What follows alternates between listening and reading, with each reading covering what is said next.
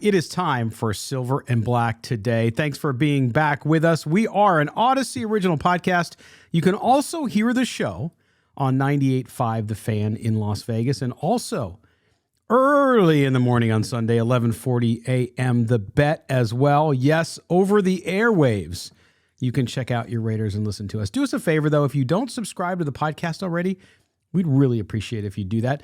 Anywhere you get your podcast, just search for Silver and Black today and then turn on the auto downloads. That way, anytime and every time we publish a new episode, guess what? It's going to be right there for you. So we appreciate you doing that. And I say we because it's not just me. It also includes my broadcast partner, Mr. Mo Moten. He is a national NFL writer at Bleacher Report and also the Raiders columnist up on sportsnot.com, where you can read both of our work. You can follow him on Twitter at Mo Moten, Moemoton. I am at LV Gully, and the show is SNB, the three letters, today, which you can also follow us on TikTok and Instagram, where you can check us out as well, too. So, Mo, here we go. Not much going on in the NFL Wednesday coming into Thursday, right? Nothing, no big news or anything. Wait. Yeah, Tom Brady retired. And an emotional Instagram post on yesterday morning, Tom Brady said, "Hey, I'm out for good." And I guess we got to believe him. It's not boxing, so I don't think he's going to come back 3 times. But he said he wasn't going to get emotional and then started to get emotional towards the end. First, we're going to get to what this means for the Raiders, of course. But first, let's talk about, because I know you spent all day Wednesday with Bleacher Report writing a million stories about Tom Brady. But let's talk about Tom Brady's legacy. I mean, yes, 7 Super Bowls. We know what he did. But now the NFL, this is a big page turning for the NFL, Mo. I mean, for Tom Brady to step aside, one of the greats, the last of his generation, the Peyton Mannings of that era, those guys that all, Drew Brees, they're all gone now from the game with Tom Brady stepping away. What did Tom Brady mean for the NFL? What is his overall legacy outside of just the Super Bowls? Winning, dedication, and discipline. If I were to sum it up, winning, obviously, he has 7 rings. Dedication, because the guy, I mean, let's be honest, the guy's lost his marriage for this, if you think about it, which is why I thought he would come back for another year because of all the turmoil he went through in his personal life to get back on the field and play another year. Well, he did say he wanted to play till he's 45, and he made it there. And discipline, a lot of people make fun of him for the way he takes care of his body during the season. But Mr. Avocado Ice Cream, I mean, as I've said in previous shows, he hasn't missed a game due to injury since 2008, which is remarkable for a guy who played up until he was 45 years old. So you have young guys coming to the league, their bodies are falling apart. And sometimes injuries you can't avoid injuries, and it has nothing to do with conditioning, just, physical football game, wear and tear on the body. But he spent, I'm guessing, I don't know this for sure, but I would guess that he spent millions on his body to keep his body right. Kind of reminds me of LeBron James in the NBA. Those guys are basically Iron Man to go from start off from where they were and to continue playing without a lot of dips in their play on the field as far as availability is concerned. The question is, the question that always comes up is he the greatest of all time? And I think when you think about that title, when you think about the GOAT title, you have to look at winning. Absolutely. You have to look at that, right? I mean, there's been great quarterbacks in the history that we've talked about, the Dan Marinos of the world who never won a Super Bowl, but were one of the greats for sure. Tom Brady, because of his longevity, because of his 7 rings, because of what he was able to do and how he was able to do it, to your point about the discipline, is there any question in your mind that he is the greatest quarterback till this point in NFL history? Definitely that I've seen with my own eyes. I hate comparing guys who I've watched versus guys who I haven't watched. Mm-hmm. I've only been on this earth for about close to 37 years now, and Tom Brady, among the quarterbacks that I've watched with my own 2 eyes, Tom Brady is the best quarterback in football in my lifetime. Mm-hmm. Now, of course, we're on a Raiders podcast, so a lot of fans are not going to agree with that. But in terms of winning, in terms of what he's done with his career, it's got to be up there at number 1. And a lot of folks, I think a lot of detractors for Tom Brady bring up the fact that okay, he played in a bad division for all those years, which is absolutely true. He played for Bill Belichick's system quarterback. He dumped the ball off a lot. He was, check down, the thing that Derek Carr used to get criticized for all the time. Check down passes, all this kind of stuff. To me, I don't buy it because guess what? You can be in a bad division. Yes, you get a little bit of an easier road, but you still got to win the games. You still got to win the Super Bowls. You still got to win the AFC championships. I know when you're talking about the Tuck rule and all that jazz that Raider fans are still fired up for, many of them who weren't even alive or children at the time. But nonetheless, I think that you look at what he was able to do, and you could not like him. That's totally fine. Just like, and I talk about it with you all the time here on the show, I don't like the New York Yankees. In fact, I despise the New York Yankees, but I respect 27 championships, and I respect players that played in the past, including Reggie Jackson, including Derek Jeter. I can respect those guys and not like them. And I think with Tom Brady, if you don't like him, that's fine.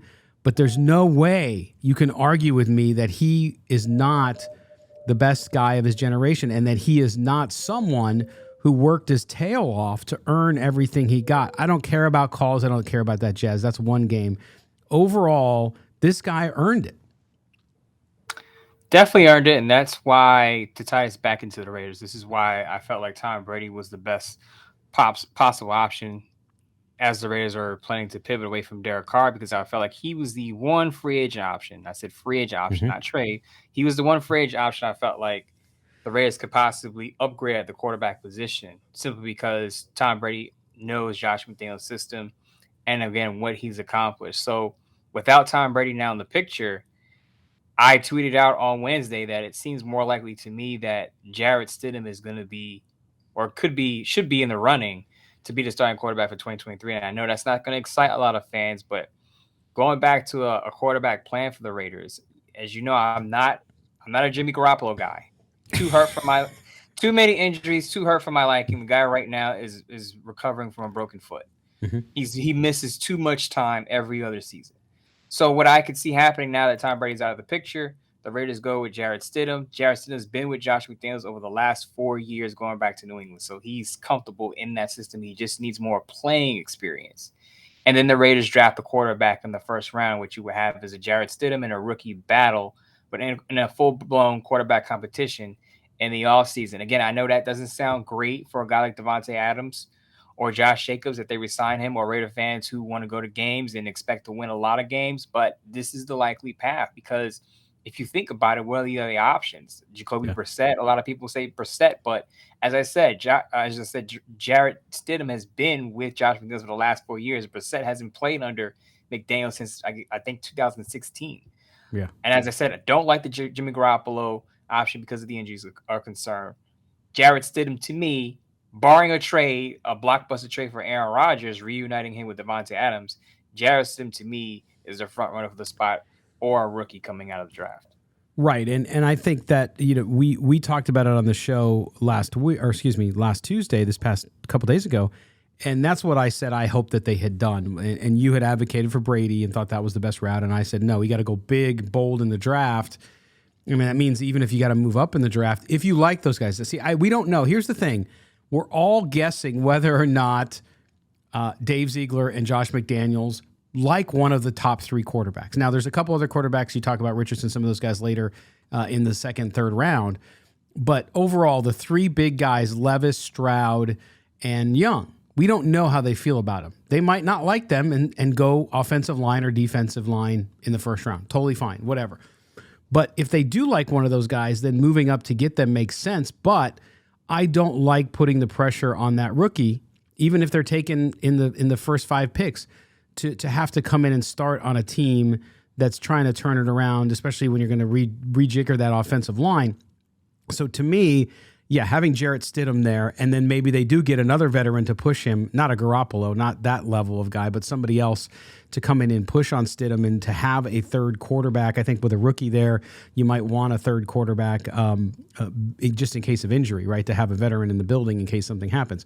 So we'll see what happens with there. But I think this whole Tom Brady thing, I saw a lot of Raider fans on Wednesday, Mo, when the announcement came out, like very jubilant.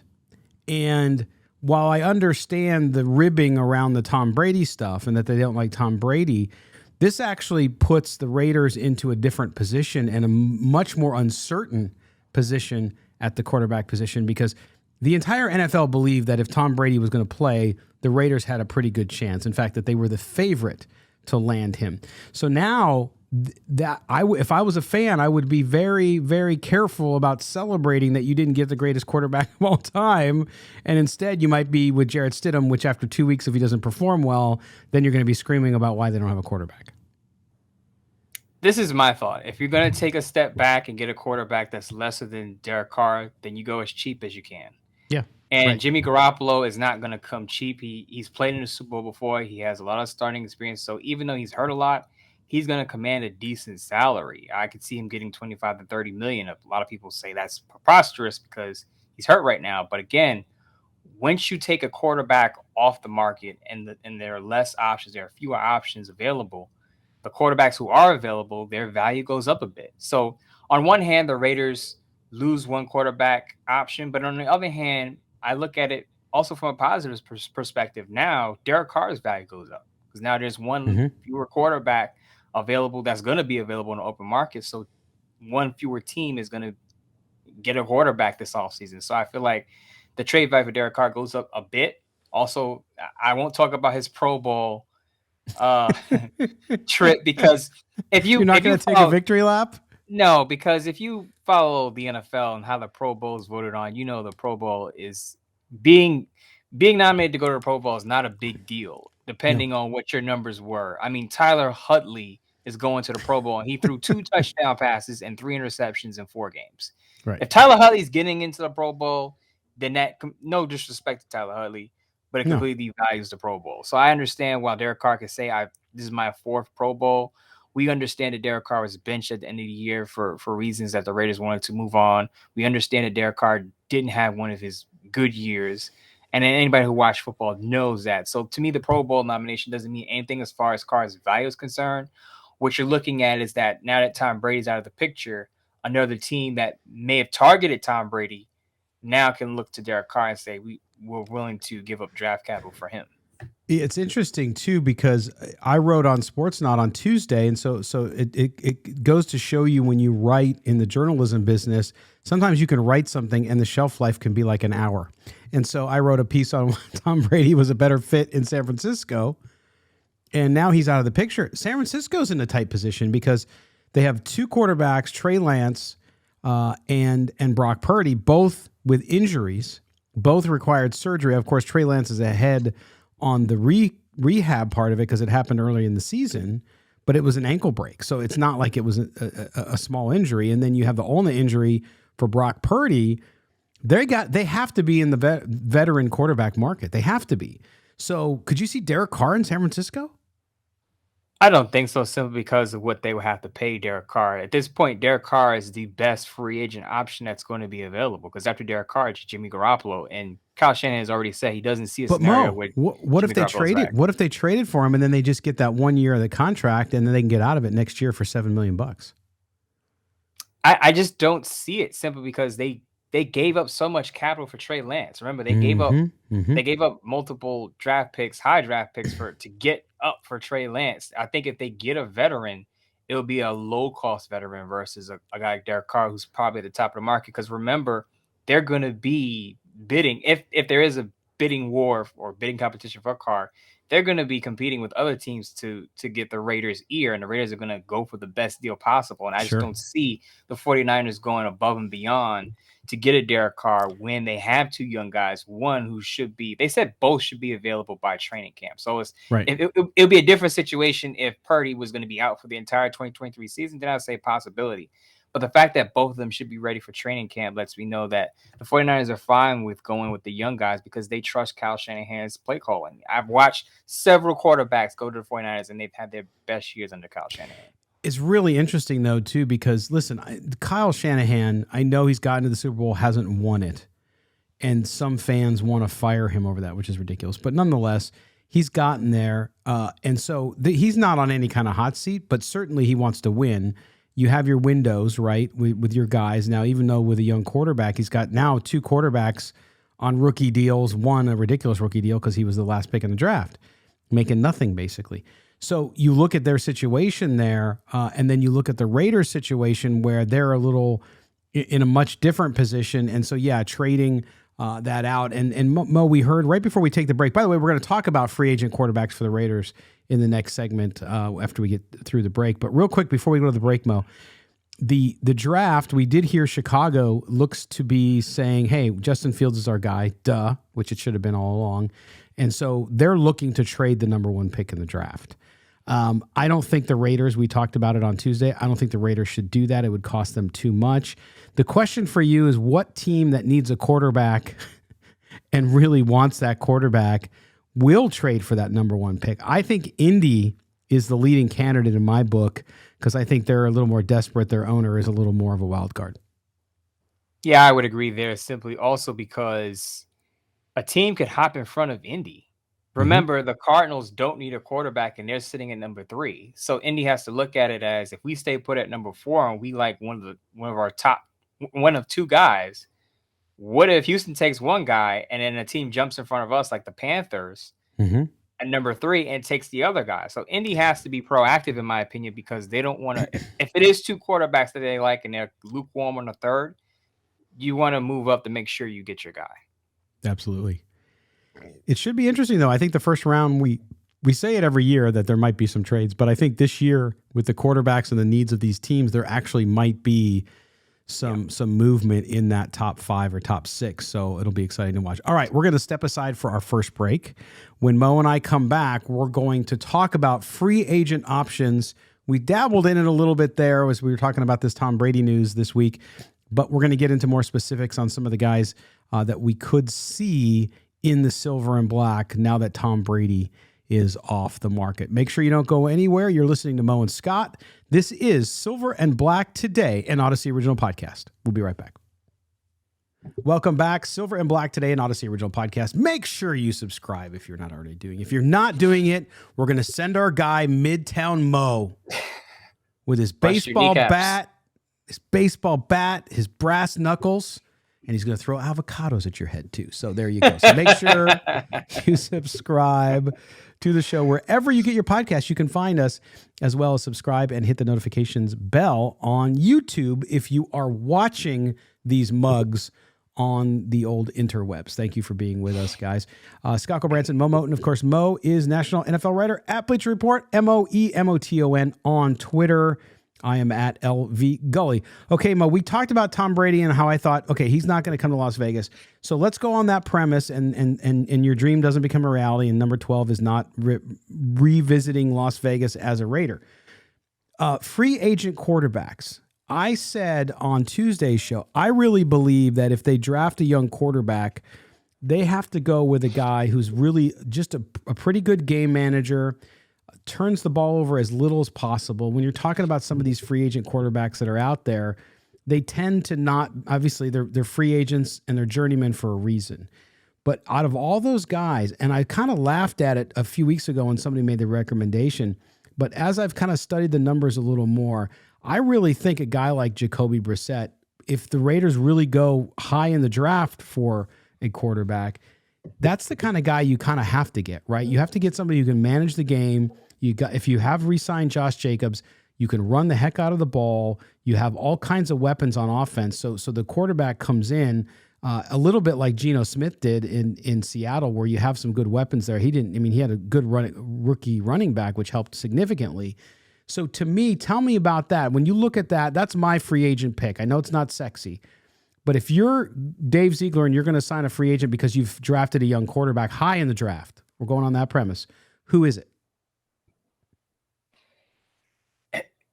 As far as, okay, this would be my point. I know you mentioned Jacoby Brissett, but yep, I would say Jarrett Stidham is a better option because simply because he's been in the system since 2019. He's been under Josh McDaniels. So I know Jacoby Brissett played under Josh McDaniels years ago, 2016 maybe. Yeah, with the Patriots. But I would think that Jarrett Stidham would be the better option simply because in the last 3-4 years he's been in the same system. You can just continue to develop him, and he's a little more athletic than Jacoby Brissett.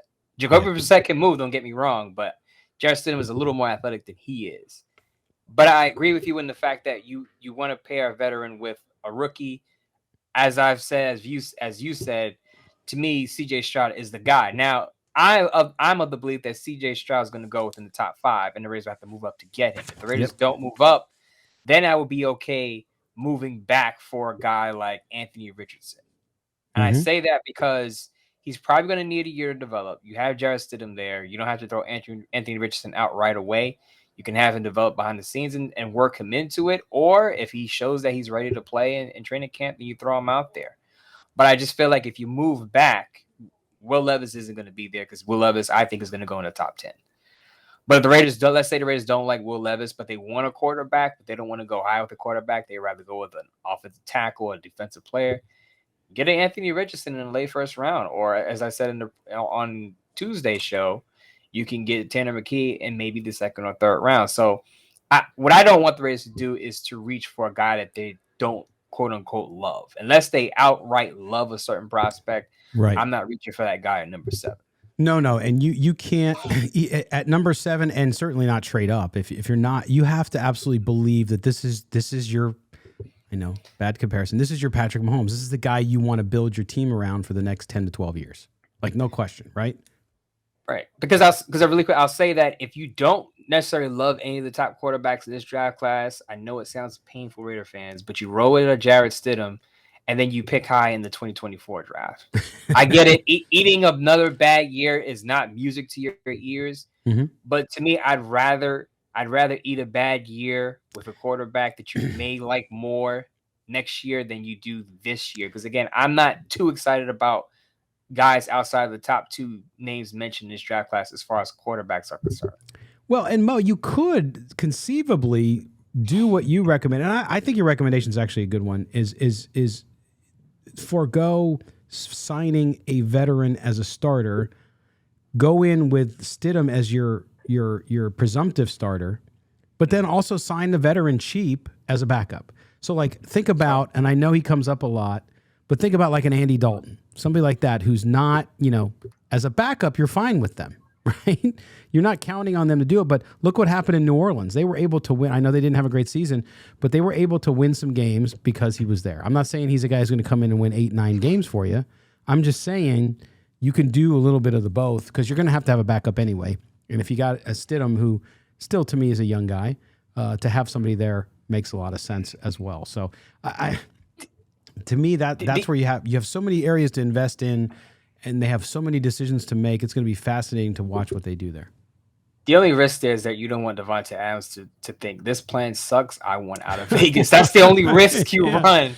Start with going with a Jacoby Brissett or Jarrett Stidham as your presumptive star, because Davante Adams is looking at this quarterback plan like, how does this benefit me in any type of way? Yeah. You're going to have to sell that not long-term, but you're going to have to sell that multi-year quarterback plan to him and say, look, it doesn't look sexy now, but 2024, that's where we're going to make our big move at quarterback. Now, the interesting question before we go to the break and then get to our mailbag segment for the week, Mo, because you talked about it on Tuesday's show briefly, but we haven't really talked about it. Maybe we'll save it for next week too, because there'll be some time. But the Aaron Rodgers situation. Now, Aaron Rodgers coming up more. The Packers are going to trade him. That is, if he doesn't retire, they're going to trade him. The fit for the Raiders, I've always said it's too expensive. But if they can't get Brady, is Rodgers plan B for you, or is it going to cost you so much in future not only compensation, but also you're just not going to have the ability to restock that defense like you really want to, because Tom Brady will take a lot less money. It's hard because I think Aaron Rodgers reteamed with Devontae Adams and Hunter Renfro and Darren Waller. Wow. He's never had tools like that. Don't get me wrong. Adding Aaron Rodgers to your roster only improves your offense. But the problem, as you just mentioned, is we saw Aaron Rodgers go 9-8 with a decent Packers defense. Not a great Packers defense, but a decent one. And the Raiders have so many holes to fill in their defense that they're not going to be able to replenish all those spots if they have to give up premium draft capital for Aaron Rodgers and pay him top dollar salary. So that restricts you in free agency and the draft. So you bring in Aaron Rodgers, that means you're expecting him to put the team on his back and win scoring shootouts. Because if you don't think he's capable of winning scoring shootouts on a consistent basis, then you're just I don't want to say wasting money, but you're bringing in Aaron Rodgers for another 8-9, 9-8 season because the defense is going to be another low tier group again because you won't have the resources to fill all those holes. Yeah, and that's why I just don't see it happen. Not that I wouldn't love to see Aaron. I like Aaron Rodgers as a quarterback. I just think they have too many. If this team was halfway onto rebuilding that defense already, which they're not, then I would say, okay, then you might be able to make up for it and do what you got to do. But it's just going to be so cost prohibitive. I just don't see it happening. If it did happen, I would not feel good about it. And I just don't think Aaron Rodgers, he might not have the same requirement as Tom Brady because he's a little younger, but he wants to win too. He said it. He doesn't want to go to a rebuilding team. That's not what he's about. He said it on the McAfee show. So that makes it hard. And I don't think the Raiders are fully rebuilding. I think they are on defense, but not on offense. So take that for what it's worth. Okay, enough quarterback talk. Well, at least from us. We're going to go to our final break. When we come back here on the Thursday edition of the show, we are going to get to your mail. It's always fun times. So stick around for that. It's the Raider Nation mailbag here on Silver and Black today. You're with Mo and Scott. We'll be back right after these words. Welcome back, Silver and Black today. As we hit the home stretch, we're around the bend, heading for the finish line. Yes, we are. Mo Moten, Scott Branson with you. Again, please subscribe to the show if you don't already do so. Wherever you get your podcasts, you can find us. Okay, Mo, let's get to the Raider Nation mailbag. I got it right here. You can hear the card. See? Now, hopefully, well, we got into some food conversation last time, along with some dating advice from Mo. Oh my gosh. Because he's Midtown Mo, so. But we don't have any of those this week. It's pretty straight this week. I don't know what happened to you guys out there. You lost your sense of humor. What is going on?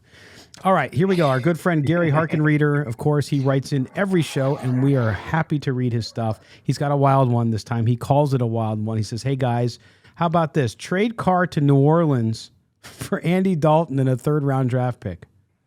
Dalton's process-oriented, doesn't run. Maybe draft a quarterback, including maybe Sean Clifford from Penn State, although I think he'll be undrafted. Franklin didn't ruin Clifford like he ruined Hackenberg. Clifford is a process-oriented quarterback. He trusted the system, went through coordinators, can navigate in the pocket, and throws a nice deep ball. Ultimately, it might depend on Devontae Adams will play with. The Raiders will probably sit down Devontae Adams and go over all possible scenarios. That's Gary Harkenreader again. So the trade, Andy Dalton is a free agent, correct?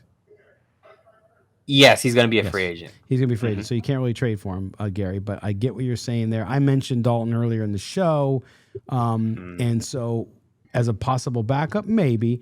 But his point about, I want to hit on this again, Gary, thank you for the note, is, and you talked about it last segment when we were talking about Brady and Rodgers and so on, Devontae Adams. Now, they have to keep Devontae Adams on the plan. They got to keep him on the train saying, yeah, I'm there with you guys.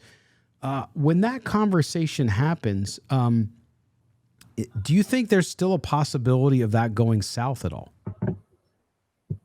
I think so. It depends on what the Raiders do. As I said in the earlier segment, if your plan is to start Jarrett Stidham or to sign Jacoby Brissett, I don't see how that makes Adams feel good about your quarterback plan. So the Raiders, this is why I say the Raiders are stuck in a very difficult position, because on one hand, you want to build for the future, you want to make the best decisions, but on the other hand, you have arguably the best wide receiver in the league still in his prime years, and you don't want to waste those prime years.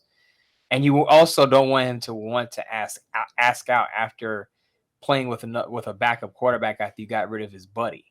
Now, he's all about business. I get it. He understands it's a business. The car has to go, and they made the decision to move on. But at the same time, he's probably looking at it as, okay, if you guys aren't going to bring in a respectable replacement, then what am I doing here, wasting away my best years? So it's a very odd situation. This is why I don't like the Andy Dalton type of plan, because one, Andy Dalton's going to have to learn the offense, and he's a veteran. This is why, to me, the quarterback pool for the Raiders is very, I don't say very small, but it's small. If it's not a Tom Brady or Jimmy Garoppolo, it's probably Jacoby Brissett or Jarrett Stidham. So, and even if the Raiders were trading Derek Carr to any team, I would be asking for at least a second round pick, not a third. Yeah. Why a second round pick? Because Derek Carr, to me, and Jeremy Fowler has said this. It's not just me saying this. A lot of talent evaluators out there see Derek Carr as a top 10 level quarterback. Well, if he is, and if teams see him that way, we need a second round pick. Oh yeah, yeah. If that's where he is, then yeah, absolutely, no question. All right, there you go, Gary. Thank you so much for your question, as always. All right, on to question number 2. Guys, if the Raiders go young at quarterback, do you trade Darren Waller or do you keep him? Oh, sorry, I can't read my own writing. Do you keep him? That's John in San Bernardino. John, thank you, man. That's a first-time note, by the way, email that he sent in. Raiders go young, so we're setting the stage here. They go young like I want them to.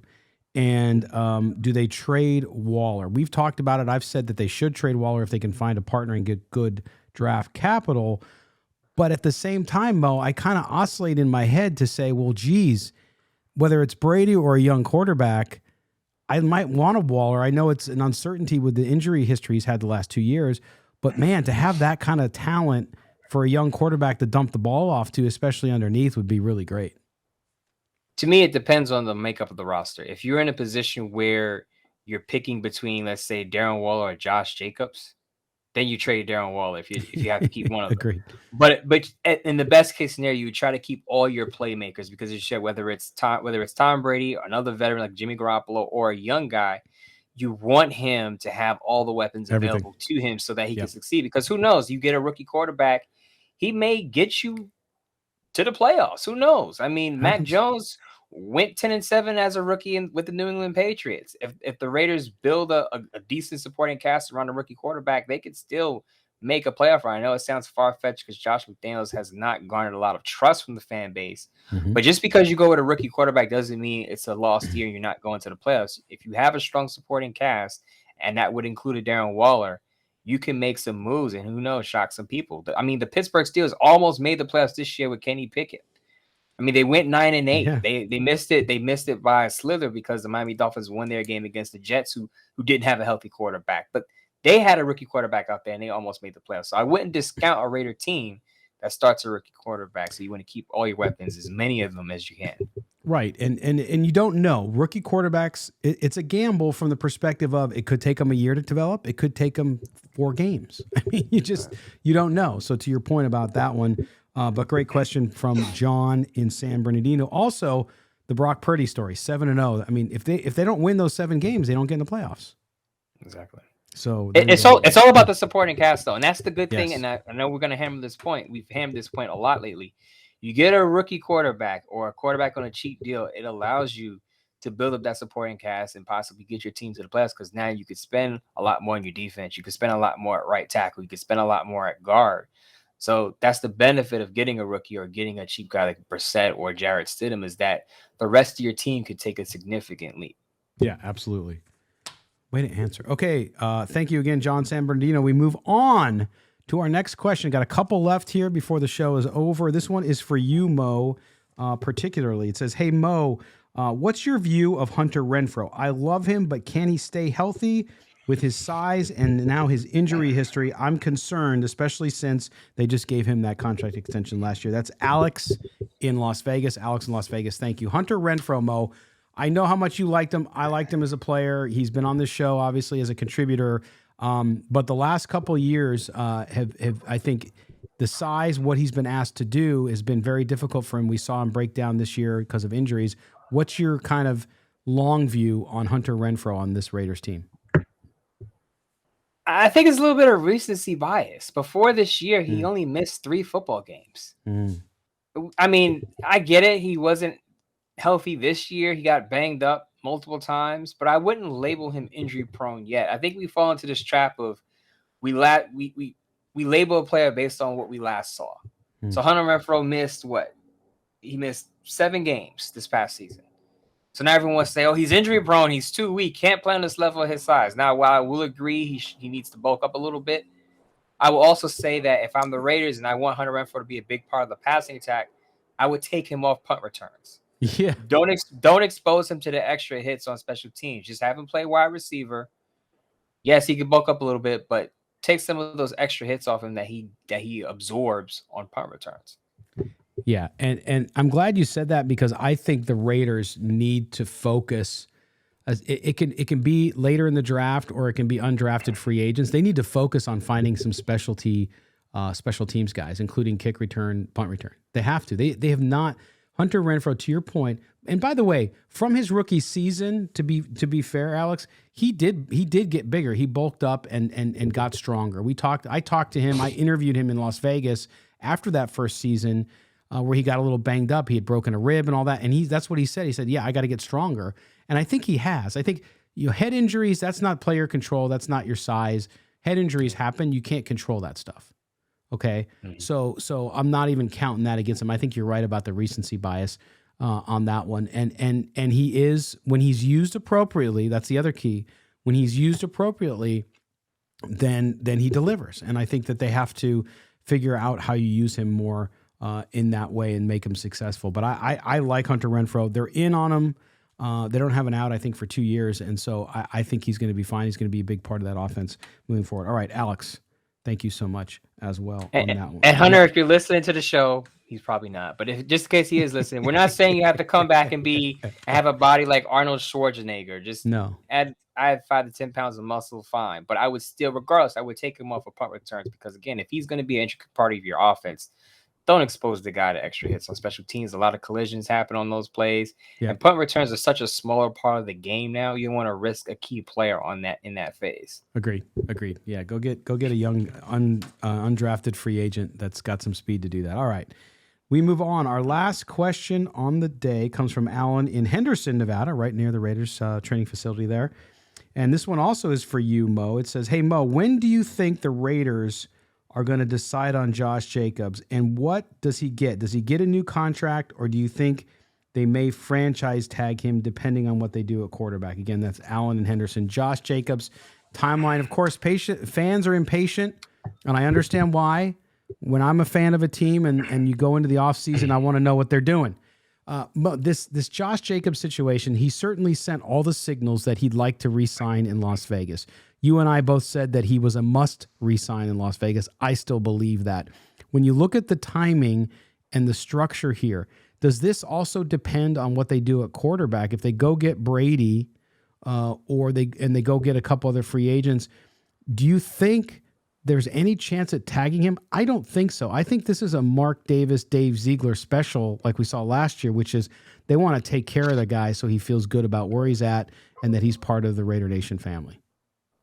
Something we finally disagree on. I think yeah. I think it's prudent for the Raiders to tag him. And I say that because it buys them time to see what they're going to do at the quarterback position, because I don't think this is going to happen. But let's say they do bring in Aaron Rodgers. Now you're crunched for cap space. Your financial resources are depleted. So it may change how you handle a Josh Jacobs. And then if you can't come to an agreement, then you can make a move and he can go somewhere else. But I think the Raiders should figure out what they're going to do at quarterback before they decide what they're going to do with Josh Jacobs, simply because there's so many ways that this quarterback plan could pan out. Is it Aaron Rodgers? Is it Tom Brady? Is it Jacoby Brissett or Jarrett Stidham, a cheaper contract? Now, if they know they're going to go the cheaper route and not spend a lot of money, then you take care of Josh Jacobs right away. You give him the multi-year deal because your quarterback is going to need that help. But if you go for an upper echelon quarterback, then you may say, we don't want to pay Josh Jacobs $15-16 million because we're going to have to pay Aaron Rodgers, or we're going to have to pay Tom Brady. Now, Tom Brady is going to cost a lot less, but it may make you think, can we get the same amount of production or 80% of Josh Jacobs with a running back duo or a three-headed backfield or something of that nature? You have to balance the checkbook, so to speak. But franchise tag him doesn't necessarily mean that he's going to play under the franchise tag. It just gives you some flexibility to see what you're going to do in other areas before you spend the money on a running back position where there could be quick turnover. Now, I know a lot of teams have kept their top running backs. Nick Chubb is still in Cleveland. Derrick Henry is still in Tennessee. Dalvin Cook is still with the Vikings, and they re-sign new deals. Typically, a team that has a top running back in recent years, they've re-signed that running back on a second deal. And I think that's the route the Raiders are going to go. But again, franchise tagging him just gives you leeway at what you're willing to spend. Are you going to come close to resetting the market at 15, 16 million? Or are you going to try to negotiate him down to about 12 to 13 million? Yeah, and again, you have to have the quarterback's a more important position. It just is, and so depending what happens there, I think he'll do it. I think you're right. I think it makes sense, your argument that they tag him. I think though that the way things fall, getting a young quarterback, which I'm rooting for and think that they'll do, hopefully, is the way, and that they'll be able to have the money to sign Josh Jacobs if they do that. So we'll see if it all works out. But who knows? We're just two guys talking football. Because here's another X factor. Let's say the Raiders and Derek Carr come to an agreement and on a trade, and they get a second round pick, and they figure, okay, Josh Jacobs wants too much, and we're not willing to pay him what he's asking for. Because remember, he said it has to make sense. He didn't say he would take a hometown discount. He said it has to make sense. Right. And to me, what that says that business wise, that money has to be there. I'm looking not to necessarily reset the market, but I want to be close to the top of it, top 5 running back money at my age, at my position. Now he's young, but running backs can come and go very, very quickly in the NFL. Yes. Yep. So to me, I think he's going to want a lucrative deal. And if you can get a second round pick for Derek Carr, maybe you can get a top running back out of the draft at a much cheaper price. Absolutely. Oh man, it's going to be interesting to watch. Alan in Henderson, thank you for your question. All right, well that's it. That's a wrap for us, man. We are done with the show and for the shows this week. I mean, it just flown by quickly. Or did it go slow for you again this time? No, this was pretty quick. Oh man, I'll tell you what, that's all good stuff. Mo, we're going to again connect next week. If there's breaking news or something like that, we might see you again. But until then, we'll see what happens. We anticipate we'll start to see some movement around the NFL. We'll start to see at least a lot more chatter of what's happening with the Super Bowl approaching. The Raiders have that date of February 15th, bearing down on the Derek Carr situation. We would love to wish Derek Carr the best wherever he goes and move on from having to talk about Derek Carr. So hopefully the Raiders are able to consummate either a deal or they release him on the 15th. But we'll talk about that as well. Do us a favor, if you want to be involved in the mail portion of the program, just mail us at mail@silverandblacktoday. Email us at silverandblacktoday.com. That's mail@silverandblacktoday.com. Also subscribe to the show.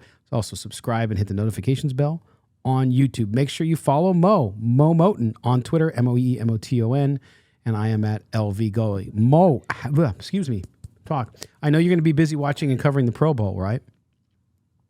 Absolutely not. I'm going to be having tacos and a smoothie. I'm going to kick back. Wait a minute. You're not going to write a game story about the flag football game? Oh, my gosh. Yeah. The Pro Bowl. Go ahead. I was just going to say, the Pro Bowl never made sense the way it was. So actually them switching it to this, I think as a fan event is great.